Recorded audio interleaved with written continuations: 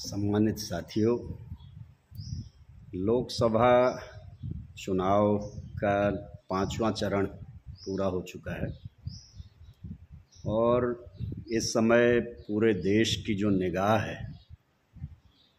वो इस लोकसभा चुनाव पर टिकी हुई है, क्योंकि भारत जैसे देश में लोकसभा चुनाव का बहुत ज़्यादा महत्व है। क्योंकि हजारों साल की तमाम अव्यवस्थाओं के बाद 26 जनवरी 1950 के बाद जब इस देश को लोकतंत्र और एक संवैधानिक व्यवस्था मिली है, ये संविधान मिला है, एक व्यवस्थित शासन प्रणाली मिली है, जिसको चुनने का जो अधिकार है वो जनता के हाथ में दिया गया, देश के हर नागरिक को इसमें भागीदार बनाया गया। तो एक तरीके का ये बहुत बड़ा पर्व होता है और पिछले 75 वर्षों में इस देश के मतदाता ने जिस तरीके की भी उसकी समझ सोच रही है उसके अनुसार मताधिकार का प्रयोग किया, सरकारों को चुना, अपने पसंद के नेताओं को चुना या जो भी कहें सरकारें बनाई और देश का जो 75 वर्षों में जो कुछ हुआ है देश में वो सभी के सामने है। वो ज़्यादा इस समय बात करने की ज़रूरत अभी नहीं है। इस समय मैं आज इस माध्यम से एक बात जो मेरे समझ में जो मुझे नज़र आ रही है वो ये रखना चाह रहा हूँ कि इस समय जो हमारा देश है वो दोराहे पर आकर फिर से खड़ा है। हालांकि ऐसा नहीं कि ये दोराहे पर आज से खड़ा है, हजारों साल से इस देश में दो तरीके की व्यवस्थाओं की लड़ाई नई नहीं है, ये पुरानी लड़ाई ये चली आ रही है, जिसमें कि एक विचारधारा इस देश को ऐसा बनाए रखना चाहती है कि मुट्ठी भर लोग सभी साधन संपत्ति, मान सम्मान, स्वाभिमान के मालिक बने रहें और बाकी जो बहुसंख्यक आबादी है वो उनकी सेवक बनकर जिए। एक विचारधारा ये है और वो विचारधारा का लबोलुआब यही होता है कि वो जो मुट्ठी भर लोग सभी मान सम्मान, स्वाभिमान, साधन संपत्ति के मालिक हों, उन्हीं की खुशी में जो बाकी जो तबका है अपनी खुशी महसूस करे, उनकी तरक्की में अपनी तरक्की महसूस करे। और वो यही चीज़ दर्शाते भी रहते हैं कि भाई वो अगर कामयाब हैं, वो खुश हैं, तो पूरे देश को इसी में खुश हो लेना चाहिए। और दूसरी ओर एक जो विचारधारा दूसरी है कि जो चाहती है कि समाज का सर्वांगीण विकास हो, यानी समाज का हर व्यक्ति मान सम्मान स्वाभिमान से जी सके, उसके पास साधन संपत्ति या देश की हर चीज़ में उसका भी हिस्सा हो। दूसरी विचारधारा ये है जो समता, स्वतंत्रता, बंधुत्व और न्याय की बात करती है। तो हजारों साल से लड़ाई चली आ रही है, तमाम समय पर लोगों ने इसको समता, स्वतंत्रता, बंधुत्व और न्याय के रास्ते पर चलाने का प्रयास भी किया, लेकिन फिर दूसरी विचारधारा ने इसको अपने तरीके से मुट्ठी भर लोगों के हित की व्यवस्था बनाने के लिए काम किया। और आज भी ये जो 2024 का जो चुनाव है फिर उसी मोड़ पर आ गया है कि मैं भी इस चुनाव को मैंने भी बहुत करीब से देखा है, महसूस किया है। वैसे तो पिछले 30 वर्षों से मेरी भी जो सामाजिक राजनीतिक चेतना की जो शुरुआत हुई 95 में, उस समय से धीरे धीरे देखते आ रहे हैं, लेकिन इस चुनाव को मैंने भी बहुत करीब से देखा है और महसूस किया है। तो मुझे जो मैं देखा, एक तो मैं उत्तराखंड की जो 5 लोकसभा सीटों पे लगभग मुझे चुनाव का परिदृश्य नज़र आया। और चुनाव के होने के बाद भी उत्तर प्रदेश की बरेली लोकसभा, हरदोई लोकसभा में मुझे पार्टी संगठन की ओर से जाने का मौका मिला, प्रचार का मौका मिला। उसके बाद दिल्ली की, पश्चिमी दिल्ली की लोकसभा में भी जाके मैंने जो जनता से मिला, वहाँ के जो मतदाताओं का एक तरीके का पक्ष जानने का कोशिश करी। तो इस समय दो चीज़ें दिख रही हैं। एक और जो तमाम सोशल मीडिया पर उस पर जो समाचारों खबरों में आ रहा है कि इस समय देश का चुनाव पलट रहा है, और जो एक तरफ संविधान की लड़ाई, संविधानवादी भारत, और दूसरी तरफ गैर संविधानवादी भारत, यानी जो संविधान को पसंद नहीं करते हैं, जो इस संविधान के अलग पुरानी व्यवस्था बहाल करना चाहते हैं जिसमें मुट्ठी भर लोगों का राज चले। एक तरफ वो, एक तरफ ये संविधान। तो आज ऐसा लग रहा है देखने में कि वो जो संविधानवादी भारत की लड़ाई मुखर हो चुकी है, और आज इस चुनाव में पहली बार उस पार्टी के लीडर को, जिस पार्टी ने लगभग 60 साल राज किया, वो भी आज भारत के संविधान को लेकर जनता से कि ये संविधान खतरे में है, ये अपील करते हुए दिखाई दिए। अन्य जो उनके गठबंधन के लोग हैं वो भी यही चीज़ दोहरा रहे हैं मंचों पर कि भाई संविधान खतरे में है, न्याय खतरे में है, तमाम जो शोषित वंचित पिछड़े तबके उनको न्याय देना है, संविधान को लागू करना है। अब ये एक अलग विषय है कि ये संविधान कैसे केंद्र बिंदु बना। ये कुछ जो सामाजिक संगठन हैं जिन्होंने BS4 डोर टू डोर, ये हमें जानना समझना चाहिए कि आज ये संविधान कैसे ये मुद्दा बन गया। 2018 से जब इस देश का संविधान देश की राजधानी में जलाया गया था, उसके बाद से BS4 डोर टू डोर कार्यक्रम, संविधान सम्मान रैली, संविधान चेतना रैली, तमाम तरीके के देश भर में कार्यक्रम हुए। उस सब का ये असर रहा कि जो विपक्ष की जो लीडरशिप को आज संविधान को मुद्दा बनाना पड़ा, और जो वो सवाल ये सामाजिक संगठनों द्वारा खड़े किए जाते थे, आज उनको स्वीकार करना पड़ा। एक पक्ष ये है, और उसके पीछे जनमानस बहुत तेजी से जुड़ता और उस पक्ष में आता हुआ दिखाई दे रहा है। ये खुद मैंने भी महसूस किया, क्योंकि हमने भी जो चुनाव लड़ा, हम भी एक नई पार्टी को खड़ा करने का प्रयास हमने इस चुनाव में किया।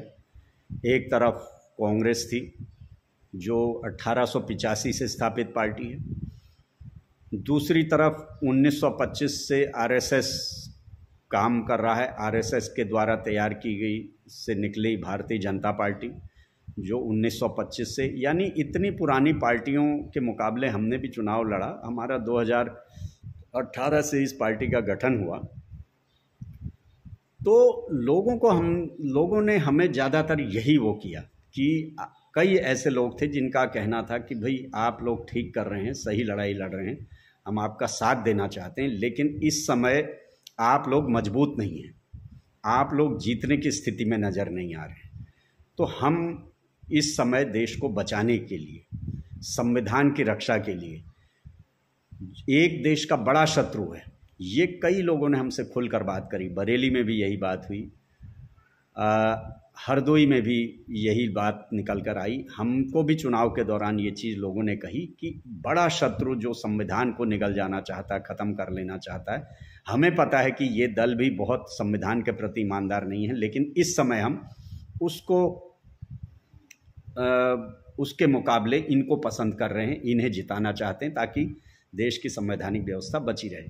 तो उसमें हमारे पास बहुत ज़्यादा हमें जो बातें हमें लगती हैं, हमने बताई लोगों को कि भाई ये तो 75 सालों से चला आ रहा है, ये होने वाला कुछ नहीं है।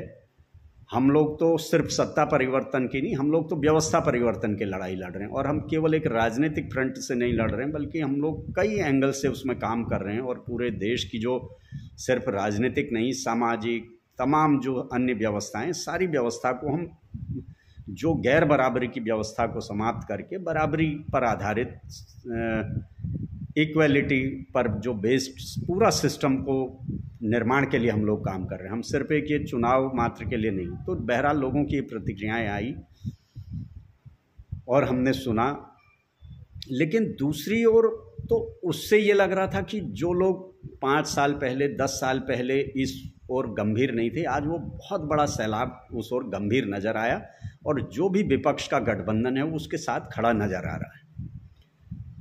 लेकिन दूसरी ओर जो दूसरा पक्ष जो हमें दिखा, कि देश भर में चुनाव आचार संहिता लगी हुई है और चुनाव आचार संहिता लगने के दौरान ये होता है कि सभी राजनीतिक दलों के जो पोस्टर, पर्चे, पैम्फलेट, वॉल राइटिंग सब मिटा दी जाती है, सब हटा दी जाती है। लेकिन जो सत्तारूढ़ पार्टी के यानी जो प्रधानमंत्री के या उत्तर प्रदेश के मुख्यमंत्री के, योगी के, जो भी तमाम बड़े बड़े होल्डिंग्स जिनमें क्लियर कट उनका पार्टी का चुनाव निशान था, वो अपनी पार्टी के जो गारंटी इस समय दे रहे हैं उनका जिक्र करते हुए उनके बड़े बड़े होल्डिंग्स एज इट इज़ देश भर में नजर आए। वो उत्तराखंड में भी एज इट इज़ लगे थे, वो नहीं हटाए गए। वो उत्तर प्रदेश में भी दिखे, वो दिल्ली में भी दिखे। यानी कहीं ना कहीं संवैधानिक व्यवस्था तो यहीं पर समाप्त हो गई हमें दिखी। यानी एक तरीके से दिखा भारत निर्वाचन आयोग या जो प्रशासन पूरी तरीके से सत्ता पक्ष के साथ में खड़ा नजर आ रहा है। अब यहीं पर ये चुनाव हमें कुछ समझ नहीं आ रहा कि अगर फिर दूसरी बात चुनाव आयोग की जहां ये बात आ रही है, एक और चुनाव आयोग ने यहाँ पर वफादारी दिखा दी है, दूसरा चुनाव आयोग ने जो अभी ये मत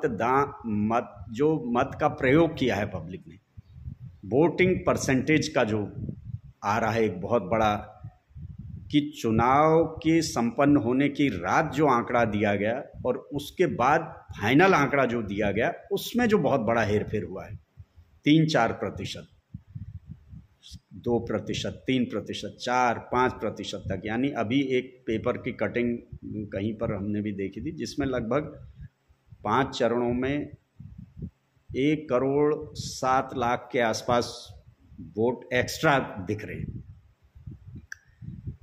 और ये अपने आप में बड़ी एक हैरान करने वाली बात है, क्योंकि आज का इतना अपडेटेड सिस्टम है कि कई दिन आंकड़े आने में लगने ही नहीं चाहिए। चुनाव की रात शाम 5 बजे चुनाव पूरा हो जाता है, 6-7 बजे तक अधिक से अधिक कहीं वोटिंग चली भी तो रात 9-10 बजे तक सारे आंकड़े आ जाते हैं।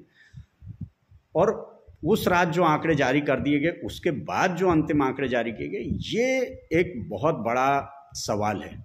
अगर ये कुछ हुआ है तो फिर कुछ भी कहने की स्थितियां हमें नज़र नहीं आती हैं। तो क्या होगा, इसका मतलब सब प्री प्लान्ड है।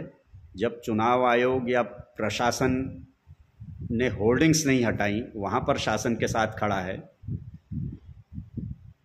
और इतना बड़ा अगर ये उलटफेर, ये हर सीट पर 20,000, 30,000, 50,000, 1 लाख तक वोटों का अंतर आ रहा है, 50-60 हज़ार, 20-30 हज़ार, 15-20 हज़ार, तो ये कोई भी सीटें उलटफेर करने के लिए पर्याप्त है। और ऐसा लग रहा है कि ये सारी चीज़ें सोच समझकर पूरा व्यवस्थित ढंग से करी गई हैं। अगर ये सब हुआ है तो जो सत्तारूढ़ पार्टी है या प्रधानमंत्री हैं या गृह मंत्री हैं, जो वो कह रहे हैं तो वो उनकी योजना के अनुसार ही सब हो रहा है। तो इसमें 4 जून को कोई बहुत ज़्यादा नया या कोई ऐसे परिणामों की उम्मीद करना व्यर्थ है। खुद को परेशान करना, खुद को तनाव में डालना व्यर्थ है। अगर ये पूरा व्यवस्थित प्री प्लान्ड हुआ है तो हम लोगों को भी, इस देश के नागरिकों को भी ये चाहिए कि वो अपना संतुलन बनाए रखें और फिर से अपने लड़ाई को, अपने संघर्ष को जारी रखने के लिए रास्ते तैयार करें। क्योंकि सब कुछ 10 साल में, पिछले 10 साल में खासकर बहुत सारी चीज़ें अनपेक्षित हो रही हैं, जो लोग उम्मीद नहीं कर सकते, अनुमान नहीं लगा सकते, वो सब कुछ हो रहा है। तो इस चुनाव में भी कोई ऐसा अनपेक्षित कोई चीज़ हो जाए, इसमें बहुत हैरानी की बात नहीं है, क्योंकि गृह मंत्री भी बड़े कॉन्फिडेंस के साथ कह रहे हैं और उनके लीडर्स ने भी जो 400 पार के जो नारे या वो सब दिए हैं वो बड़े उससे दिए हैं। लेकिन दूसरी तरफ जब अगर जो जनता का जो दिख रहा है उस पर अगर जाएं, अगर फेयर इलेक्शन होता है, अगर पूरी तरीके से जो दिख रहा है वही अगर सही रूप में होता है, तो उसके अनुसार तो पूरा पूरा ये नज़र आ रहा है कि विपक्ष चाहे जिस भी रूप में, खिचड़ी के रूप में ही सही, वो खिचड़ी के रूप में, लेकिन लगता है कि वो पर्याप्त बहुमत जुटा लेगा।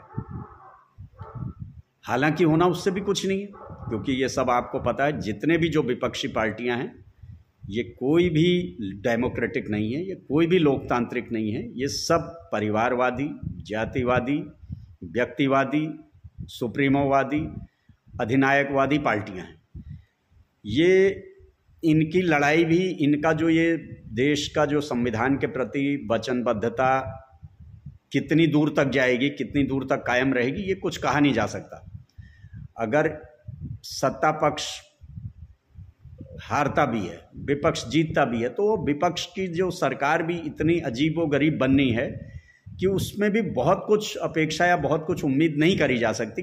फिलहाल एक तात्कालिक रिलीफ का जैसा लोग महसूस कर लेंगे कि चलिए भाई इनको हटा दिया, ये आ गए, ये कुछ समय एक रोकथाम सी या ये एक ऐसा कुछ सिस्टम चल जाएगा, और फिर उसकी बहुत ज़्यादा लेकिन एज नहीं होगी।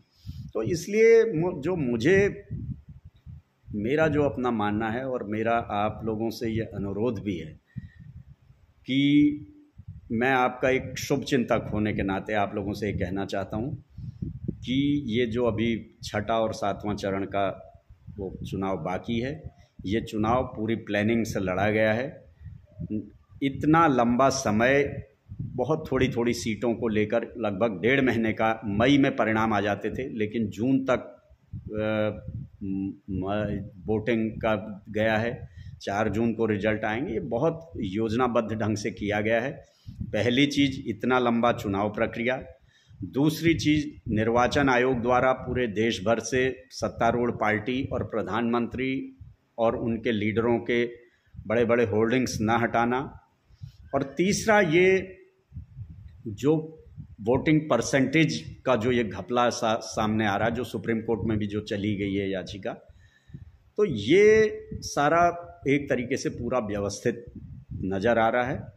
तो अपने को तैयार रखें, अपने को तैयार रखें, हर तरीके की परिस्थिति के लिए तैयार रहें। बहुत ज़्यादा अपने भावुक होकर इस दिन का इंतज़ार ना करें, क्योंकि जो सत्ता होती है, जो शासन जिसका होता है, उसी का प्रशासन ये होता है। सत्ता में बैठे हुए जब लोग कुछ ईमानदार प्रवृत्ति के या थोड़ा बहुत उतने कट्टर, उतने उग्र, उतने वो ना हो, तो वो प्रशासन का बहुत ज़्यादा दुरुपयोग नहीं करते हैं। कुछ हद तक दुरुपयोग करते हैं जितना उन्हें थोड़ी बहुत ज़रूरत होती है, लेकिन कुछ लोग ऐसे होते हैं कि वो किसी भी हद तक प्रशासन का दुरुपयोग कर ले जाते हैं। तो परिणाम किसी भी तरीके के आ सकते हैं। पब्लिक का चुनाव है, पब्लिक जो इस समय मुझे ये जो चुनाव दिखा, सीधे सीधे निर्वाचन आयोग बनाम जनता की चल गई, तो ये सत्तारूढ़ पार्टी इस चुनाव को हार सकती है, हारेगी, ऐसा नज़र आ रहा है। और एक सफिशिएंट जो बहुमत का आंकड़े के करीब जो विपक्ष पहुंच जाएगा। लेकिन अगर निर्वाचन आयोग और पूरा शासन प्रशासन ने अगर मिलकर ये चुनाव लड़ा है, तो फिर इसमें कुछ भी नहीं कहा जा सकता, किसी भी तरीके के परिणाम आ सकते हैं। आप लोग अपना संतुलन बना के रखिए। कोई भी लड़ाई अंतिम नहीं होती है। हजारों साल से देश में संघर्ष चल रहा है, और ये लड़ाई इतनी आसान भी नहीं है। इसको बहुत कुछ इसमें अभी किया जाना बाकी है। तो धैर्य रखें, हिम्मत रखें, हौसला रखें, एक तटस्थ भाव से 4 जून का वेट करें, और परिणाम जो भी आते हैं उनका मूल्यांकन करें, और उसके बाद किस तरीके से देश को, लड़ाई कभी भी रुकने वाली नहीं है। हजारों साल से संघर्ष चल रहा है, और जब तक मानवता रहेगी तब तक संघर्ष जारी रहेगा। तब तक अमानवीय ताकतें अमानवीय समाज निर्माण बनाने में जुटी रहेंगी। वो मुट्ठी भर लोगों के हित के लिए कुछ भी करने को तैयार रहेंगे जब तक जीवन रहेगा, और जब तक जीवन रहेगा तब तक न्यायवादी मानवतावादी लोग भी काम करते रहेंगे। तो हमको इस चुनाव को इस रूप में नहीं लेना है कि जिस रूप में अभी कई 2-3 साल पहले का आप देख सकते हैं, जो कोरोना काल था, किस तरीके से जनता को उसमें बताया गया, बरगलाया गया, और आज क्या क्या चीज़ें निकल के आ रही हैं, वैक्सीन के बारे में क्या निकल के आ रहा है। उस समय जो लोगों को जिस तरीके से वो किया गया, लोगों ने उस बात को मान लिया, अपनी जान गंवाई, कितने लोगों को हमने खो दिया, बहुत कुछ नुकसान उठाया है।